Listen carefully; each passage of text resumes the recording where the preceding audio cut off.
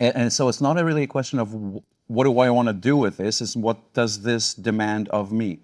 So the medium of how you make it is actually a consequence of that kind of attention. So you don't set out to make a puppet film. You don't necessarily, I mean, sometimes you just want to draw and something happens, but sometimes you get an idea that tells you it wants to be a drawing. And it doesn't want to be drawn in a Sharpie. It wants to be drawn in a pencil. Yeah.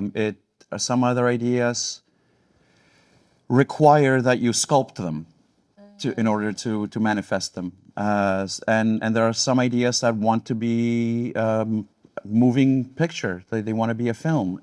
But then, of course, some of them want to be have human actors in them. Some of them want to be, I don't know, a drawn 2D animation, and this one wanted to be a puppet film. And it's not because we make those things that it became like that. It's that it actually... it's like the idea informed the medium. Yeah, because the idea hinged on the success of telling this story on any level. But to be... Well, to believe fully in the notion that a girl could cry pearls. Exactly, which is an impossibility. There's such things as pearls of sorrow.